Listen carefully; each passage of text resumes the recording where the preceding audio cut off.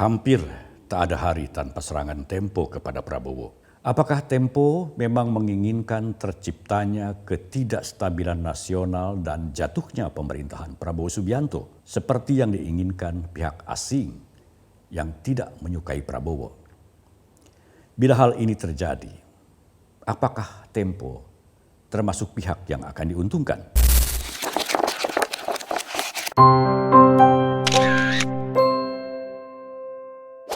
Kawan Minbot, serangan majalah Tempo dan media turunannya Tempo.co terhadap Presiden Prabowo Subianto nyaris tidak pernah berhenti. Hampir tak ada hari tanpa serangan Tempo kepada Prabowo. Prabowo dan para menterinya di Kabinet Merah Putih diserang dari segala penjuru sehingga menimbulkan kesan adanya upaya mempengaruhi masyarakat agar kehilangan kepercayaan kepada pemerintah dan menjatuhkan kredibilitas Prabowo sebagai presiden. Dalam usia pemerintahannya yang baru berjalan sekitar 6 bulan, Presiden Prabowo Subianto dan para menterinya di Kabinet Merah Putih sebenarnya sudah bekerja keras untuk memperbaiki dan meningkatkan perekonomian Indonesia di segala sektor tanpa mengenal lelah. Beberapa di antaranya sudah memperlihatkan hasil konkret. Yang paling nyata misalnya, harga-harga 9 bahan pokok berhasil dikendalikan pada saat Lebaran. Hal yang tidak pernah terjadi pada tahun-tahun sebelumnya. Hampir setiap Lebaran harga-harga selalu membumbung tinggi dan baru bisa dikendalikan pada zaman Prabowo Subianto. Hasil lainnya adalah meningkatnya hasil panen di sejumlah daerah di Indonesia yang terjadi berkat bantuan pemerintah dalam pengadaan pupuk dan peralatan berat teknologi pertanian. Para petani pun berbahagia lantaran mereka sudah mulai bisa menikmati hasil kerja keras mereka setelah pemerintah mengawal proses distribusi produk-produk pertanian mereka secara langsung tanpa melalui perantara yang disebut sebagai tengkulak dan maklar. Akan tetapi pencapaian-pencapaian ini tidak pernah diapresiasi oleh majalah Tempo dan media-media turunannya seperti Tempo.co. Media Tempo sangat getol menyerang kebijakan-kebijakan Prabowo, sehingga tak ada satupun tindakan Prabowo dan jajaran kabinetnya yang mereka nilai positif. Alih-alih membuat berita yang berimbang, seperti yang seharusnya dilakukan oleh para insan pers, Tempo justru sangat rajin membuat opini-opini yang tidak sesuai fakta dan data yang menggambarkan seolah-olah pemerintahan Prabowo Subianto telah gagal di semua sektor. Opini yang terkesan sengaja dan terencana disebarkan ke publik untuk menciptakan pesimisme masyarakat agar tidak percaya kepada pemerintah. Di dalam laporan utama majalah Tempo yang berjudul Macan Bingung di Ambang Resesi Ekonomi, Tempo antara lain menyebutkan bahwa Prabowo dan para menterinya tidak memberikan respons yang baik dalam menghadapi tarif resiprokal yang diterapkan Presiden Amerika Serikat Donald Trump. Respons Prabowo dan para menterinya, kata Tempo, mengesankan kejemawaan, alih-alih menenangkan dan meyakinkan. Upaya Prabowo mengirimkan para menterinya untuk melakukan negosiasi dengan para petinggi Amerika Serikat terkait tarif resiprokal tidak mereka nilai sebagai usaha yang positif. Tempo tidak mempedulikan fakta bahwa Prabowo dan para menterinya, seperti Menteri Keuangan Sri Mulyani, justru berkali-kali mengajak masyarakat dan para pelaku ekonomi agar tidak panik dalam menghadapi kenaikan tarif impor yang diberlakukan pemerintah Amerika Serikat. Prabowo mengatakan bahwa nilai ekspor ke Indonesia ke Amerika Serikat tidak terlalu signifikan. Bahkan penerapan tarif resiprokal ini menurut Prabowo merupakan peluang bagi Indonesia untuk membuka pasar baru ke negara-negara lain agar tidak tergantung kepada Amerika Serikat. Lucunya, dalam opininya yang mereka muat di majalah Tempo dan yang dinarasikan melalui Tempo.co, media Tempo mengajari pemerintah untuk mengalihkan pasar komoditas Indonesia ke negara lain. Padahal upaya ini sudah dilakukan pemerintah jauh sebelum Tempo menyebarluaskan opini negatifnya mengenai hal itu. Salah satu contohnya adalah keputusan Prabowo untuk membawa Indonesia menjadi anggota BRICS, Lembaga Kerjasama Ekonomi Internasional yang beranggotakan negara-negara Brasil, Rusia, India, China, dan Afrika Selatan. Dengan menjadi anggota BRICS, Indonesia dapat membuka pasar ekspornya secara luas ke negara-negara lain di luar Amerika Serikat. Kebijakan ini sudah diputuskan Prabowo hanya sehari setelah pelantikan Kabinet Merah Putih. Menteri Luar Negeri Sugiono yang baru dilantik saat itu langsung diutus Prabowo untuk segera memproses keanggotaan Indonesia di BRICS guna mempercepat berbagai negosiasi dagang dengan sejumlah negara di luar Amerika Serikat. Kemudian perjalanan dinas Presiden Prabowo ke berbagai negara belum lama ini antara lain juga dimaksudkan sebagai upaya memperluas pasar Indonesia di sejumlah negara. Di negara-negara yang dikunjunginya, Prabowo berhasil menjalin peningkatan kerjasama ekonomi baik secara bilateral maupun multilateral. Fakta-fakta ini sepertinya tidak dilihat majalah Tempo sebagai hal yang positif. Tempo juga menyoroti anjloknya indeks harga saham gabungan atau IHSG di Bursa Efek Indonesia tanpa membandingkannya dengan kondisi serupa yang melanda pasar saham di negara-negara lainnya yang juga anjlok pada saat bersamaan. Kondisi ini merupakan fenomena global akibat kondisi geopolitik dan ekonomi yang tidak menentu di seluruh dunia.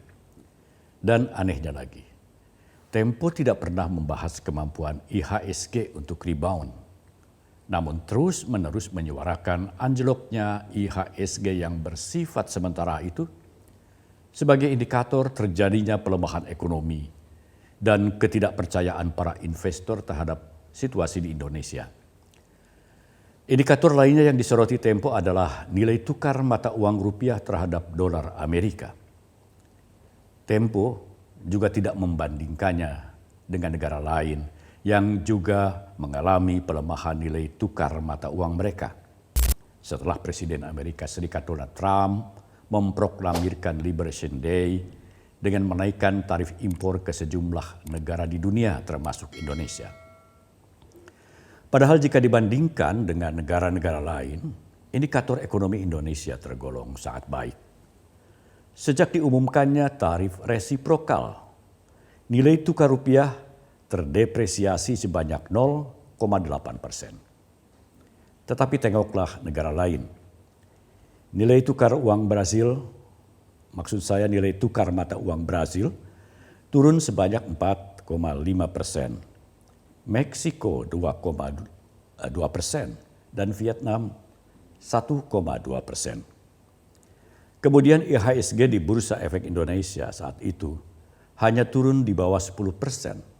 Sementara di pasar-pasar saham Italia misalnya turun sebanyak 14,2%. Lalu Vietnam turun sebesar 13,8% dan Singapura 11,8%. Berita menggembirakan lainnya datang dari IMF. Dana Moneter Internasional tersebut menempatkan Indonesia di posisi ke-7 dalam daftar negara-negara dengan produk domestik bruto atau PDB terbesar di dunia untuk tahun 2025 ini. Perhitungan IMF ini, seperti yang diunggah akun Instagram Bloomberg Technos, didasarkan pada metode Purchasing Power Parity dengan besaran mencapai 4,98 triliun dolar Amerika.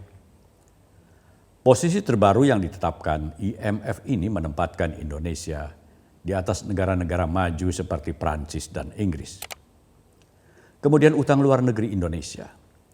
Berdasarkan catatan Bank Indonesia yang juga dilansir akun Instagram Bloomberg Technos, utang luar negeri Indonesia menurun sekitar 427,2 miliar dolar Amerika pada bulan Februari tahun ini dibandingkan bulan sebelumnya.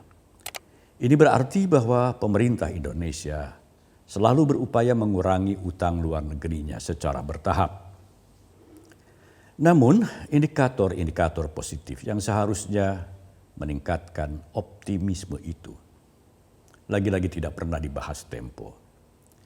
Tempo lebih suka menyebarkan pesimisme dan ketidakpercayaan terhadap pemerintah secara terus-menerus.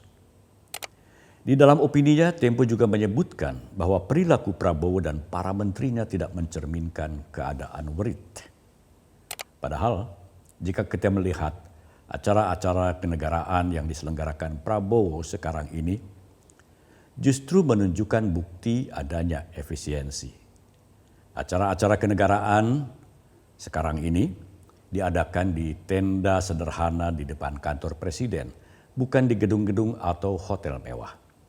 Dan pembentukan Danantara yang juga dikritik keras oleh Tempo adalah jawaban akselerasi hilirisasi sumber daya alam Indonesia yang akan dilakukan secara lebih terkontrol dengan pengawasan yang sangat ketat.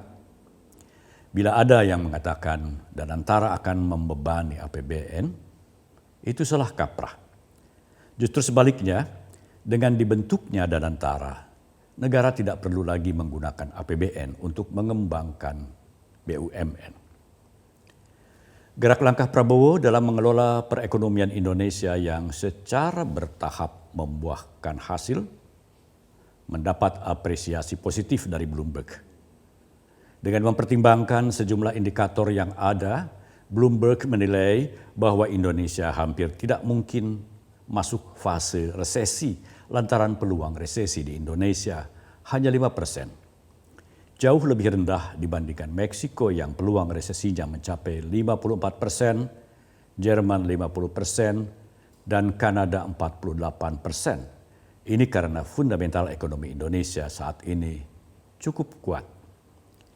Tetapi Tempo tidak pernah mengapresiasi sedikit pun kebijakan-kebijakan Prabowo, melainkan justru menyerangnya dari berbagai sudut. Mengenai program makan bergizi gratis atau MBG, Tempo berpendapat bahwa program tersebut sebaiknya di-stop dan dialihkan dananya untuk program padat karya. Tempo sama sekali tidak memahami bahwa tujuan lain program tersebut diantaranya adalah untuk menekan angka kemiskinan sekaligus menciptakan lapangan kerja baru. Menurut salah satu kajian independen, program MBG bisa menekan angka kemiskinan hingga 5,8%. Bahwa di sana-sini masih ada kekurangan dalam pelaksanaannya. Itu lantaran program ini merupakan program yang betul-betul baru dan melibatkan banyak orang. Sementara para orang tua serta anak-anak sekolah yang sudah merasakan manfaat program MBG ini berharap program MBG tidak dihentikan. Program ini banyak menolong keluarga tidak mampu yang sangat kesulitan memperoleh makanan bergizi dalam kesehariannya. Tantangan ekonomi yang dihadapi Indonesia memang tidak mudah. Kita juga menghadapi ketimpangan ekonomi baik di desa maupun di kota. Masih banyak rakyat Indonesia yang miskin dan sengsara berkepanjangan. Tetapi bila kita perhatikan dengan pikiran dan pandangan yang jernih, semua program utama Presiden Prabowo diarahkan untuk mengatasi tantangan tersebut. Bahwa hasilnya masih belum memuaskan semua pihak, itu karena usia pemerintahan Prabowo yang relatif masih muda. Tidak adil rasanya bila kita mengharapkan hasil maksimal dalam waktu yang amat singkat ini. Apalagi jika mengatakan bahwa Prabowo tampak seperti macan bingung yang makin menunjukkan ia inkompeten sebagai kepala pemerintahan. Kalimat-kalimat yang bernada menghina presiden ini diungkapkan Tempo dalam opininya. Bukan hanya kali ini Tempo menyerang Prabowo dan para menterinya, baik secara langsung maupun tidak langsung. Hampir tidak ada hari tanpa serangan Tempo kepada Prabowo. Tempo yang dulu dianggap sebagai barometer jurnalisme yang berkualitas, seharusnya memberikan contoh kepada media-media lainnya untuk menyampaikan berita sesuai fakta serta berimbang atau cover both side. Tetapi Tempo justru menyebarkan opini yang menyesatkan masyarakat dan tidak mengindahkan kaidah-kaidah jurnalistik. Wajar jika kemudian kita bertanya-tanya, apa sebenarnya yang menjadi agenda Tempo? Apakah Tempo memang menginginkan terciptanya ketidakstabilan nasional dan jatuhnya pemerintahan Prabowo Subianto, seperti yang diinginkan pihak asing yang tidak menyukai Prabowo? Bila hal ini terjadi, apakah Tempo termasuk pihak yang akan diuntungkan? Cercaan, bahkan hinaan yang diarahkan Tempo kepada Presiden Prabowo dan para menterinya tetap dibiarkan oleh pemerintah. Pemerintah tidak melakukan apapun kepada Tempo, baik berupa somasi atau bahkan laporan kepada Dewan Pers. Padahal tudingan-tudingan Tempo terhadap Menteri ESDM Bahlil Lahadalia dan Wakil Ketua DPR RI Sufmi Dasko Ahmad misalnya, sudah bisa dinilai sebagai pencemaran nama baik. Namun tetap saja, pemerintah sering dianggap membatasi kebebasan pers, sehingga pers dinilai sangat takut kepada pemerintah. Padahal lihatlah, opini Tempo yang disiarkan dalam berbagai bentuk. Mereka bebas sebebas-bebasnya menyerang pemerintah dengan mengabaikan kode etik jurnalistik. Tetapi Presiden Prabowo tampaknya tidak terusik dengan serangan-serangan yang dilakukan Tempo terhadap dirinya dan pemerintahannya. Ia terus menjalankan program-program pro rakyat yang sudah dicanangkannya. Prabowo sepenuhnya memahami bahwa ada upaya-upaya propaganda yang berisi kebohongan untuk menyesatkan rakyat. Untuk menyikapi propaganda semacam itu, kata Prabowo, kita harus hadapi dengan membuka diri, memberi penjelasan apa adanya berdasarkan fakta, berdasarkan kenyataan. Sekarang pemimpin harus terbuka untuk masukan. Kita tidak anti kritik. Kita malah suka kritik. Kritik itu adalah membantu kita, membuat kita lebih aware, lebih waspada. Iya kan? Jadi kritik itu bagus menurut saya. Tapi kalau suatu program untuk menciptakan kondisi yang tidak rasional, iya kan? Ini harus terus diadakan istilahnya klarifikasi dan penjelasan, iya kan? Umpamanya ada yang dengan keras yakin bahwa matahari tidak terbit dari timur, matahari terbit dari barat. Karena dia ngomong 500 kali, 1000 kali matahari dari barat, jangan-jangan ada sebagian rakyat kita yang percaya matahari terbit dari barat. Itu adalah ilmu propaganda, itu ada di buku semua. Itu keahlian Hitler dan Joseph Goebbels. Kalau kebohongan diulangi berkali-kali dan terus-menerus, lama-lama orang percaya dengan kebohongan. Itu ada di buku The Art of Propaganda. Ya kan? Dan itu kita pelajari, semua negara pelajari. Dan itu yang dilakukan, itu namanya psychological warfare, psychological operation, dan itu sering dilakukan untuk mendestabilisasi suatu negara yang tidak disukai oleh negara lain. Sekarang mudah, fake news, hoax itu mudah. Tapi kita tidak boleh istilahnya gerundel. Ini realita. Karena itu ya kita terbuka. Ya, sesuatu serangan kebohongan hanya bisa dihadapi dengan membuka diri, memberi penjelasan apa adanya, berdasarkan fakta, berdasarkan kenyataan, berdasarkan ilmu dan matematik, ya kan? Kebohongan bisa diteruskan, tapi satu saat begitu kebohongan kelihatan, hilang kepercayaan dari orang. Nah itu, saudara-saudara. Jadi suatu rezim atau suatu organisasi atau suatu kelompok yang melancarkan sesuatu atas dasar kebohongan akan dipatahkan. Saya juga heran. Ya, ada orang yang mengatakan Indonesia gelap. Ya, saya kalau dia memang merasa gelap ya itu hak dia. Tapi kalau saya bangun pagi saya lihat Indonesia cerah. Iya kan? Kalau saya ketemu petani, petani gembira. Harga pangan, peningkatan hasil mereka naik secara drastis. Produksi naik secara drastis. Kita potong semua regulasi yang nggak benar. Kita sederhanakan. Sampai di sini dulu kawan Minmot. Terima kasih untuk Anda yang tetap setia menjadi subscriber kami dan Anda yang sering memberikan like dan komentar. Bila Anda menyukai program Kata Minmot dan mempunyai usulan tentang topik yang layak dibahas di program ini, silakan sampaikan melalui kolom komentar.